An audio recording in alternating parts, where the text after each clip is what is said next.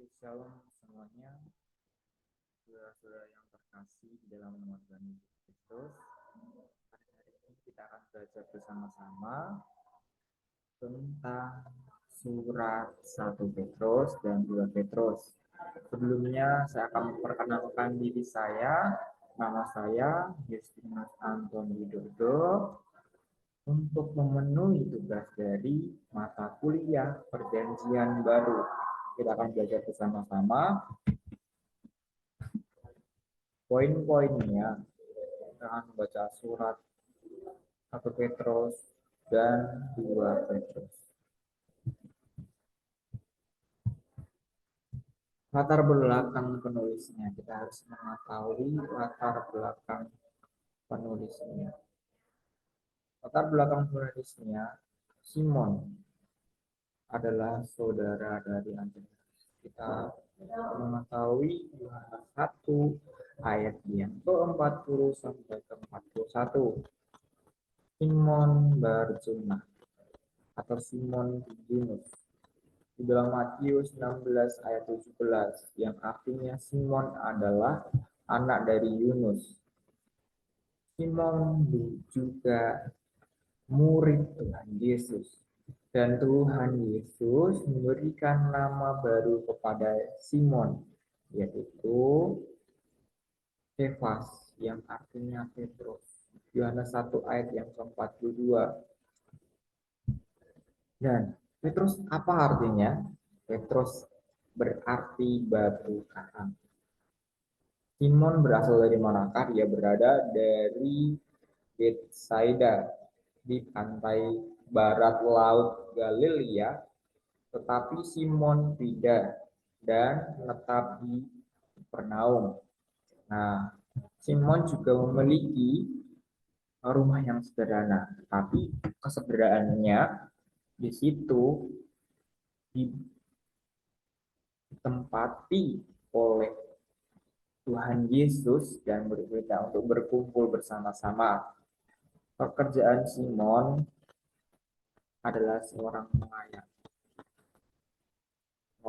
penjala ikan. Dan bersama dengan Andreas, saudaranya yang bermitra dengan Yakobus dan Yohanes. Lukas 5 ayat yang ke-10. Dan dikatakan juga Simon tidak terpelajar orang biasa Simon. Tetapi dalam di orang biasa ini Simon itu diangkat sebagai murid Tuhan Yesus. Untuk apa? Sebelum Simon menjadi murid Tuhan Yesus adalah seorang nelayan sebagai penjala ikan, dan Tuhan Yesus mengajak sebagai muridnya untuk menjala manusia. Dan selanjutnya berbeda dengan Paulus, Simon memiliki istri ternyata. Bahkan Simon Petrus mengajak istrinya untuk ikut bersama dia untuk mengabarkan Injil. 1 Korintus 9 ayat yang ke-5. Dan oleh sebab itu secara awam Simon Petrus dikenal dengan karakter yang keras dan kuat. Dan dikatakan bahwa Simon Petrus adalah pemimpin dari ke-12 murid Yesus. Namanya selalu tercantum yang pertama dalam daftar murid Yesus. Di Markus 1 ayat 36, Markus 9 ayat 32. Dan yang poin selanjutnya, surat 1 Petrus. Penulis Simon Petrus. Temanya menderita bagi Kristus. Tanggal penulisannya 60 sampai 63 Masehi. Nah, penerima surat itu siapa saja sih? Untuk siapakah Petrus, Simon Petrus menunjukkannya, ditujukannya? Nah, kita akan belajar bersama-sama. Ya, kita simak baik-baik. Petrus menunjukkan kepada orang-orang Kristen yang tersebar di kota-kota di sebelah timur laut provinsi Asia Kecil, dan selanjutnya ditujukan kepada orang-orang pendatang Pontus, Galatia, Kambodia, Bitinia. Mereka sedang diburu dan dianiaya di seluruh kekaisaran itu. Siapa sih? Kekaisaran Nero. Karena proklamasi Nero yang mencelakakan, di mana perdarahan orang Kristen di kekaisaran Nero itu terancam, didesak. Dan selanjutnya, maka Rasul Petrus menulis surat ini untuk memberi dorongan kepada mereka. Mereka adalah pendatang-pendatang, orang-orang percaya, orang-orang Kristen, untuk bisa berani menghadapi penganiayaan yang mematikan dari negara Romawi. Nah, kita akan belajar maksud dan tujuannya. Maksud dan tujuannya apa sih kita? Ya, poin pertama janganlah tawar hati untuk menghadapi penderitaan. Nah, dalam penderitaan di posisi kasiran Nero, orang-orang pendatang, orang percaya, orang Kristen, untuk diajarkan untuk janganlah tawar hati. Dan sedangkan bangkitan Kristus sebagai jaminan. Dan yang poin kedua, mengikuti Kristus dalam penderitaan dalam kehidupan sehari-hari. Dan yang ketiga, bersukacita dalam penderitaan dalam Kristus. Di dalam penderitaan, janganlah terpuruk. Dalam kondisi tersebut, di kondisi masa-masa tersebut, kita harus juga bersukacita dalam pengharapan. Nah, kita akan simak baik-baik dari garis besarnya. Garis besarnya salam Kristen. Saya akan membacanya. Surat Petrus yang pertama. 1 Petrus ayat yang ke-1. Dari Petrus, Rasul Yesus Kristus, kepada orang-orang pendatang yang tersebar di Pontus, Galatia, Kambodia, Asia Kecil, dan Bitinia, yaitu orang-orang yang dipilih sesuai dengan rencana Allah, Bapa kita, dan yang dikuduskan oleh Roh, supaya taat kepada Yesus Kristus dan menerima percikan darahnya. Kiranya kasih karunia dan sejahtera makin melimpah atas kita. Amin. Salam Kristus, salam Kristen. Nah, kita akan membaca dari hubungan orang percaya dengan Allah. 1 Petrus 1 ayat yang ketiga. Terpujilah Allah dan Bapa Tuhan kita Yesus Kristus, yang karena rahmat-Nya yang besar telah melahirkan kita kembali oleh kebangkitan Yesus Kristus dari antara orang mati pada suatu hidup penuh pengharapan. Ya, pasal yang kedua ayat yang ke-10, saya bacakan lagi. Kamu yang dahulu bukan umat Allah, tetapi yang sekarang telah menjadi umat-Nya, yang dulu tidak dikasihani, tapi yang sekarang telah belas kasihan. Tuhan memberikan suatu firman yang baik kepada mereka. Nah, hubungan orang percaya dengan Allah. Poin yang selanjutnya, yang poin yang ketiga, hubungan orang percaya dengan sesamanya. Saya akan baca. Nah, saudara-saudaraku yang kekasih, yang kasih, aku menasihati kamu supaya sebagian pendatang dan perantau, kamu menjauhkan diri dari keinginan-keinginan daging yang berjuang melawan jiwa. Kita bisa baca lagi pasal yang ketiga ayat 12. Sebab mata Tuhan tertuju kepada orang-orang benar, dan telinganya kepada permohonan mereka yang meminta tolong, tetapi wajah Tuhan menentang orang-orang yang berbuat jahat. Nah, kita hubungan orang percaya dengan sesamanya. Dan yang poin keempat, hubungan orang percaya dengan penderitaan. Saya akan bacakan pasal yang ketiga ayat 13, dan siapakah yang akan berbuat jahat terhadap kamu jika kamu rajin berbuat baik. Yang poin yang pasal yang kelima ayat yang ke-11, saya akan bacakan lagi untuk kita semua. Ialah yang mempunyai kuasa sampai selama-lamanya. Amin. Yang kelima adalah penutup 1 Petrus pasal yang kelima ayat 12 sampai 14. Dengan perantara Silvanus yang kuanggap sebagai saudara yang dapat dipercaya, aku menulis dengan singkat kepada kamu untuk menasihati dan meyakinkan kamu bahwa ini adalah kasih karunia yang benar-benar dari Allah. Berilah dengan teguh di dalamnya. Salam kepada kamu sekalian dari kawanmu yang terpilih, yang di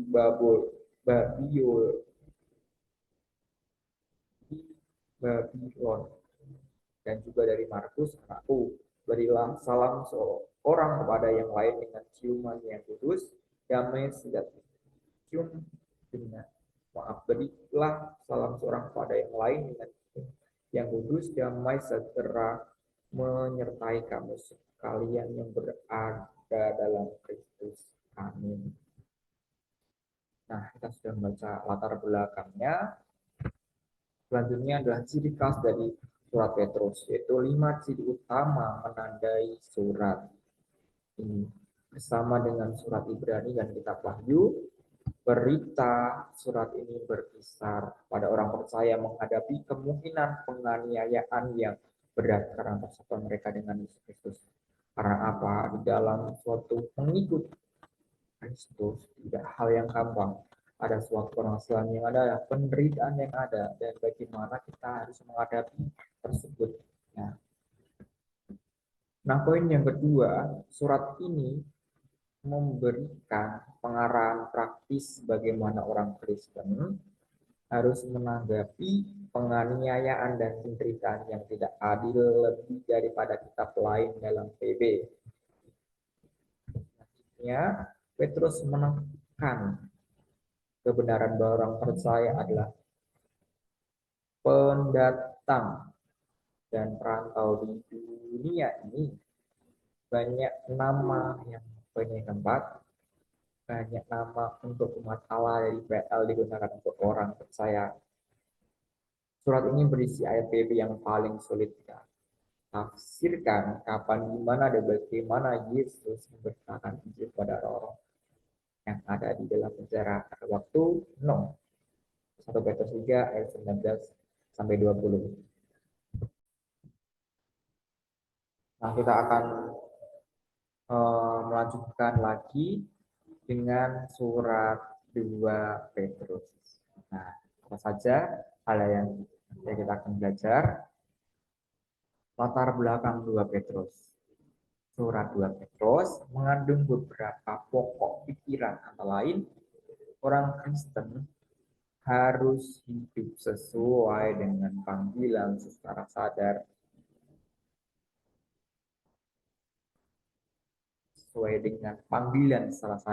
praktis, dan harus hidup suci. Poin yang selanjutnya adalah setiap usaha menyesatkan orang Kristen dengan pengajaran sesat dan pencabulan harus ditolak. Di dalam 2 Petrus ini adalah ajaran palsu dan guru-guru palsu juga, dan harus ditolak. Itu karena orang Kristen harus hidup berdasarkan terang Tuhan. Selanjutnya, penulis kita sudah tahu Simon Petrus.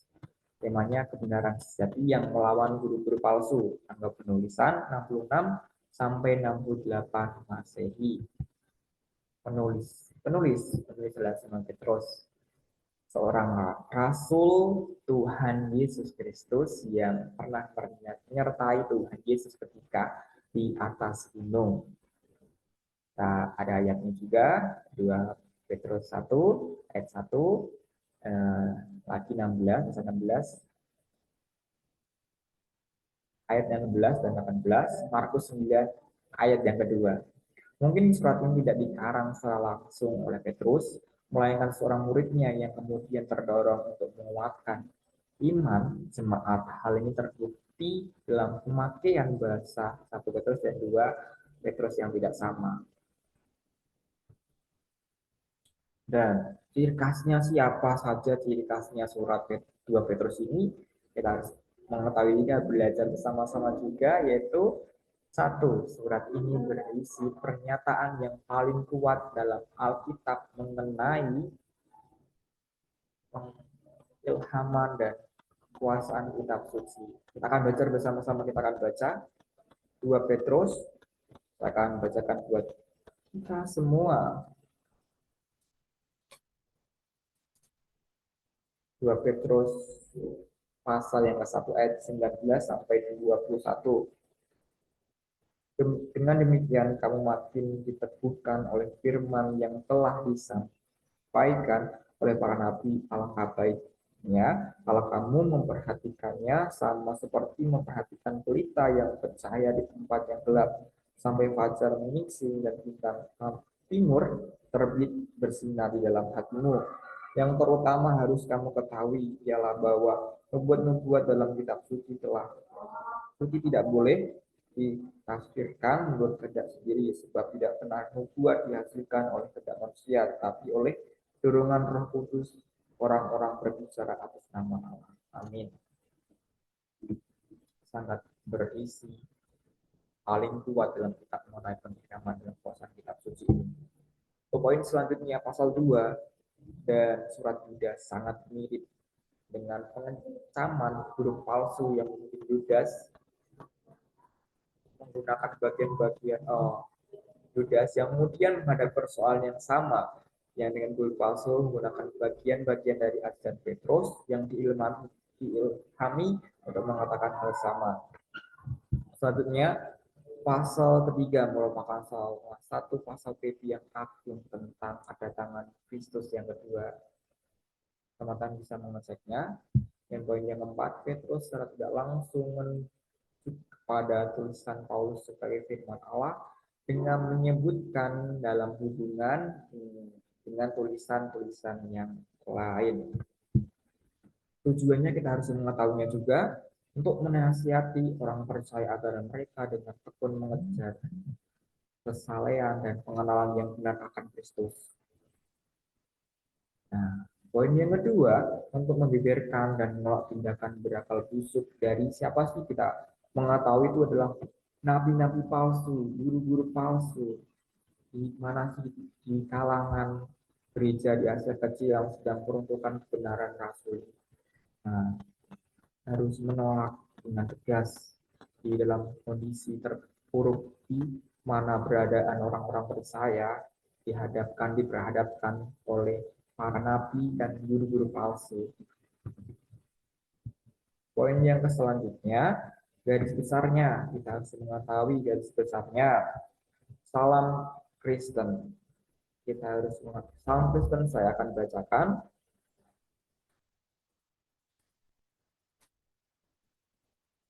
Ayat yang ke-1 sampai yang ke-2. Dari Simon Petrus, hamba dan Rasul Yesus Kristus, kepada mereka yang bersama-sama dengan kami memperoleh iman oleh karena keadilan Allah dan Juru Selamat kita Yesus Kristus, kasih karunia dan damai sejahtera melimpah kamu oleh pengenalan akan Allah dan akan Yesus Tuhan kita. Amin. Itulah salam Kristen. Selanjutnya adalah pujian atas pengenalan yang benar. Teman-teman bisa baca. Nah, selanjutnya adalah kencaman terhadap guru-guru palsu. Nah, di situ ada guru-guru palsu juga bagaimana menyikapi hal tersebut. Dan yang keempat adalah kepastian kedatangan Tuhan. Dan poin yang kelima, ucapan berkat.